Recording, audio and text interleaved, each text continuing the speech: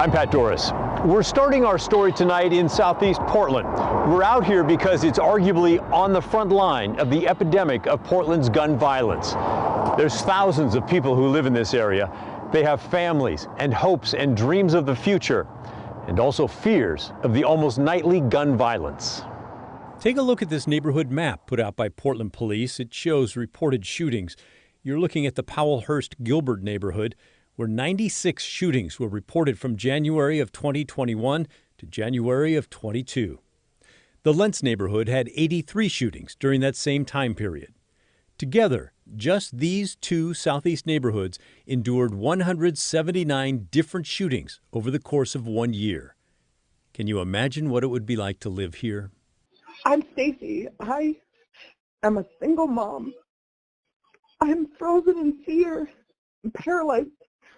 That's part of a voicemail that came into our office on Tuesday. It was so chilling, I really wanted to try to find the caller. Say bye-bye. Bye, Ryan. Thank you. See you next week. This is the caller. Her name is Stacy. She lives in southeast Portland near all the gunfire with her 2.5-year-old, Wyatt. I asked if she hears gunshots every night. I don't know. I don't know anymore. I don't know if I'm hearing fireworks or gunfire because it's every night, and it just seems like it can't be gunfire every night. She's one of many parents in this part of town, fighting the fear that the next bullet could find them. For Stacy, the danger feels very real. I don't know what to do anymore. I've started making lists of, just in a case of an emergency, this is his favorite food. When he says he wants a pizza, he really just means olives. Things like that I know that no one else is going to know about him. She's angry that city leadership does not seem interested in doing more to help. It makes me feel like I'm just going to be a number. I'm just going to be like a headlight for a minute, and no one's going to remember. Part of Stacy's fear, and the fear of many here, comes from the latest shooting at 129th and Southeast Foster. It happened Sunday night, February 20th. A spray of bullets hit a family of 4 inside their car. The 25-year-old mom died. Her fiancé and 2 children were hospitalized with bullet wounds. Oh, I think it was horrible and unnecessary. Kathy Grant lives just a block away from that shooting. She's been in southeast Portland nearly 30 years. Every night they're talking about shootings. It's never been this bad. Just out of the ordinary, but ordinary for us out here now. It's just been like this every night. Shootings, you hear gunfire. Every night? You really do? Honestly, you do, yeah. She feels abandoned by city leaders, who she accuses of doing nothing to stop the gunfire or the homeless problems out here. It's all lip service. They like to talk good talk, but when it comes to walking the walk, nothing ever happens. And you've always got 1 or 2 in the little group that don't go along with the program, and then nothing happens. I wanted to bring you that story because it's one thing to talk about gunfire in southeast Portland while standing in a safe TV studio or sitting in our homes in quiet neighborhoods. But it is different to actually go there and meet the people living on the front lines of Portland's violence. There's a reality in the southeast that I think many of us do not feel. Many people who are there have lived there a long time, and they loved it when things were different. Kathy, that second woman in our story, remembers a time when the neighborhood was more rural and safe. Now she has people brazenly stealing mail from the mailbox right in front of her home and swearing at her first thing in the morning. And Stacy, that single mom, she's terrified to go shopping at the nearby grocery stores because people have been shot at both places. Now she pays from her meager income to have groceries delivered because it feels safer. Can you imagine that constant pressure, the ongoing drumbeat of violence, what it would feel like over weeks and months? Now I know. It's not like they're living on the front lines of Ukraine. But I think that the thousands of people who live in southeast Portland have a right to feel as safe as someone living in Beaverton or Vancouver or Hood River. And tonight, they don't. And by the way, this is pointed at the politicians, not the police. Voters have sent a very clear warning to politicians. They are fed up with violence and the problems that come with homelessness. They're also furious with the ratio of talk versus action that comes from City Hall. Perhaps our leaders should spend more time with the people on our city's front lines to begin to feel the urgency that the problems there demand. What do you think? Do you agree? Maybe I'm being too harsh towards city leaders. Let me know. You can weigh in and share your thoughts. We read every email you send us, listen to every voicemail. The email address is thestory@kgw.com. The phone number is 503-226-5090. Well, Portland has been through a lot in the past few years. Everywhere in the world has, of course, with the pandemic. But Portland's had trouble bouncing back. We know you are frustrated with how things are going, and now we do have hard numbers to back it up. DHM Research, an independent, nonpartisan research firm, conducted a poll. They asked people, how are you doing right now? How do you feel about the quality of life here in the Portland area? Probably is not going to shock you that the vast majority of them said, you know, it's not that great. Laurel Porter is talking with DHM about those results tonight on Straight Talk. When we asked people in the area how they feel about their quality of life here, the vast majority said it is getting worse here. And it's, over 8 and 10, which means regardless of which county you live in, regardless of your income level or your age group, everyone is feeling pretty down on where we are right now. And what about whether the Portland region is on the right track or the wrong track? It was tough news. It was the lowest we've ever seen it in terms of the number of people saying we're on the right track. Residents, voters are very frustrated and upset, and you see that in how they view the direction our region's headed, which is definitely, also a commentary on how they view the leadership. All right, let's drill down a little bit. Why is the community saying things aren't going well? When the researchers asked a big group of people, there were a few core issues that floated to the top. Michelle, in your polling, given all these things, what did you find were respondents' top concerns, and how did those concerns compare to years past? Oh, top concerns this year, when we asked in an open-ended question, homelessness was by far the top concern that people want leaders to address. And crime, in terms of how it has changed over time. Homelessness, we've been here for the past few years, Laurel, and every year I say, homelessness it's rising to the top, and the number of people naming it is growing, and it's a sign of frustration. For 45% of people in an open-ended question who say homelessness is their top concern, we rarely ever see that. I mean, there's just a consensus among the residents that this needs to be addressed. And then crime wasn't on the list. It was down at 1% a year ago, or 2 years ago, and that has just been, that has been a response to what people have been seeing for the past couple of years. Another big concern, the cost of living in this area. A lot of you worry about getting priced out, and there are a lot of sectors of the economy that are still suffering. But there are some ways to course correct. Laurel also covers that with the experts tonight on Straight Talk. It's right here, KGW, 7 o'clock. Please keep writing and telling us what your top concerns are. We're working on a new project and we need your help. We want to remember the people in our lives who are no longer with us. The ones who may not be famous, but who still made an impact on your world. I'll go first. You'll meet a neighbor of mine who I will always remember. I loved being in her house and in her presence just as a kid, because her house was just like a hub. Remember how people would always just stop by, Hi, Minnie Belle. Hi, Minnie Belle. Yeah, and she'd say, hey, doll. She called everybody doll. When the story continues. Welcome back. Thanks for sending us your questions and comments. We hear you out in Lents. Thank you very much. You can send your emails to thestory@kgw.com or give us a call and leave a voicemail at 503-226-5090. Tonight we're launching a new feature that I think you're going to like, and I hope that you'll help us with it. I know from working as a reporter here for 32 years that our region is really full of great people. Yes, the news often focuses on the 1% who are real jerks, and we're still going to do that sometimes. But for the most part, in my experience, people are good and decent. We want to celebrate the lives of those people. especially people that most of us have never heard of. We sometimes profile the famous folks who've died, but that's not what we're talking about here. We want people that you know most folks have never heard of. We want your family, your neighbors, your friends. I'm asking you to think about nominating someone like that. Let us know about them. Someone you know who has died in the past year or so from whatever cause. This is not a COVID thing either. We just ask that you be ready to gather up pictures or video and at least one person who will help us tell their story on camera. And then send us an email and tell us about your person. Again, the email address is thestory@kgw.com.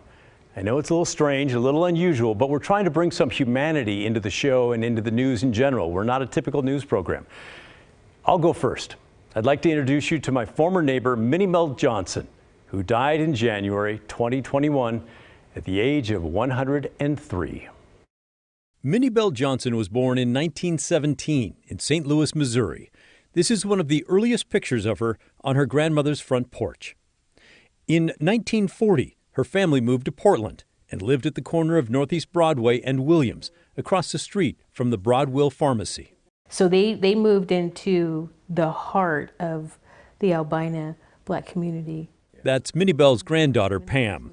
I met her and her mom, Joan, Minnie Bell's daughter, to talk about her life. This is a compilation of photos. We looked back through the pages of time. Here she is with her husband. Aldridge Gomez Johnson. Wow, there's a name. Yeah, but she called him Babe.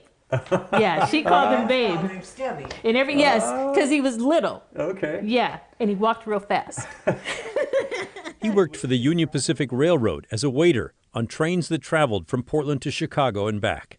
Minnie Bell worked at the Myron Frank department store, then for a catering company, and eventually started her own catering business. It was a busy time for a woman with 3 children and a husband often traveling. She also played a big role in her beloved Bethel AME Church. This is a gathering of some of the church ladies there. Minnie Bell, an extrovert, loved being involved with others. She would maybe cater a party, come home, have a club meeting, and then she may have a church meeting later on that day. And then, we can't forget that she bowled. Oh, yeah. For 40 years. Yeah. Minnie Bell always had something going on. I loved being in her house and in her presence just as a kid, because her house was just like a hub. Remember how people would always just stop by?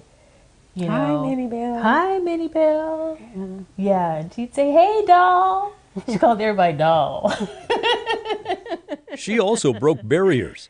In 1943, Minnie Bell was invited to join an intercultural fellowship with other women in Portland. She was invited to join a group of women just to get together and socialize, but there were Black women, there were Japanese women, there were Jewish women, and they all just wanted to come together to converse and get to know one another. Didn't matter where you were from or what you looked like? They didn't care. That's great. Yeah, they didn't care. I love it. Yeah. The women eventually decided to more than just meet. They put on their nice clothes and tried to get served at Portland restaurants that served only whites at the time. That led to boycotts and pressure from the Portland Council of Churches to end the discrimination there and elsewhere. Her son Howard shared Minnie Bell's home in her later years. Here's one action shot. He'll always remember his parents and grandma supported his love of ice hockey, which he discovered as a child and followed into his adult years. It was something few African Americans did back then in Portland, but to Minnie Bell and family, it was no big deal. Very honest, very open, very religious, and giving. Even if she saw something bad, she would still try to get around it, try to look past it, because there's always going to be good in everybody. Granddaughter Pam absorbed the life lessons taught each day. I think I learned how to be, sorry. What are you trying to say? How to be resilient, because she never, ever complained.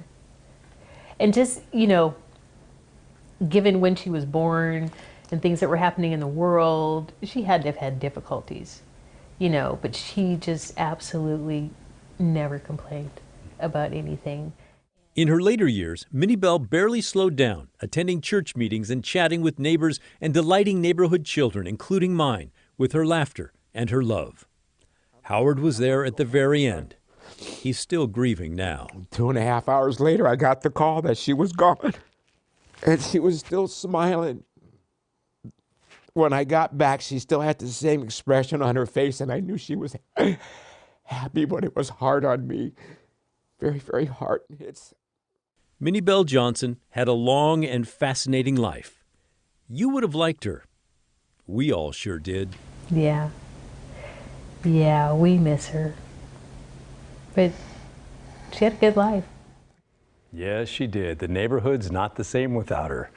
Please consider emailing us with someone you think that we should profile. I hope to do this once a week. Our email is thestory@kgw.com. From Coffee Creek Correction Facility to her own coffee shop in Portland, we'll introduce you to a woman who found a quiet place with coffee when she was behind bars and how it paved the way for her to give back to her community. When the story continues.